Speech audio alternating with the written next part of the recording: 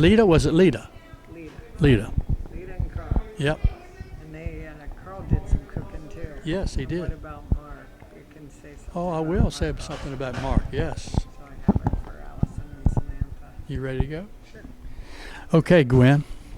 I remember when I was coaching at Woodson, I remember Mark Staton very well.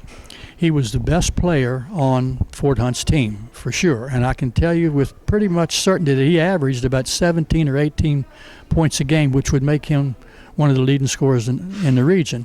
And we played them down there, and we won the game, I think, pretty good because we had a lot of 2 or 3 Division I players on our team every year. And Mark was kind of up against it, but he had a good game against our team. But the funny part about the story is he had a friend named Randy Norton. Randy Norton today is a multimillionaire. He's gone into business and opened about 15 restaurants called Great American Restaurants. And Randy's a good guy. And he was the only guy in Fort Hunt that drove a Cadillac to school. And everybody knew Randy.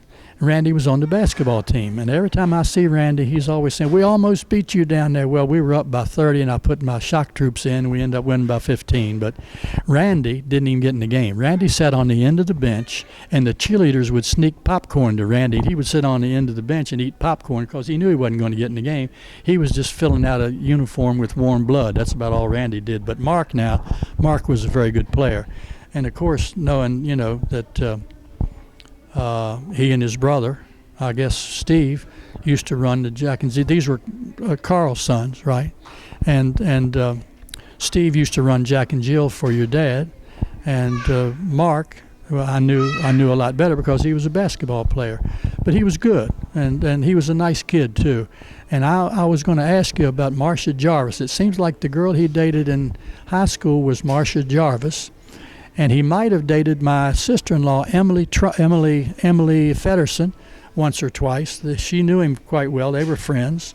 But I think, did he marry Marcia Jarvis? I'm not sure whether he did or not. Probably not. But she was a very nice-looking small girl, dark hair. She was in some Miss Teen USA contest or something. But anyhow, Carl used to live in the same neighborhood that I lived in. We moved to Pendall, Jefferson Manor area in 1948, and Carl and Leta lived right down the street. And the legend is that Bill and Carl came up to Alexandria to get in the restaurant business, and they opened up a little place called the Chick In, Chick Out, a little carry-out chicken place, and then they branched out into the weenie beanie hot dog places and did quite well, I think. But Carl was always working, but I saw Leta often. Leta would come up to Jefferson Manor Pharmacy. She had a couple of girlfriends, and they would come up to the counter. And I was working as a soda jerk and dishwasher and truck driver for prescriptions. And on Saturday mornings during the summer and a lot of mornings during the week, they would come and have coffee. And I got to know Leta quite well. And I really feel bad because I talked to her on the phone after you gave me your phone number and everything, and I said, Leta, I'm going to stop by one day. She said, I'd love to see you, because I also delivered their paper. So she had to pay the paper bill because I never saw Carl. Carl was always working. He and Bill were busy making their money, and Leta always paid the paper bill, but she was one of the nicest ladies, and I always admired her skin. She had this beautiful tan skin. I don't know what her nationality was, whether she was Italian or whatever she was, but she had beautiful skin. A nice lady, beautiful lady.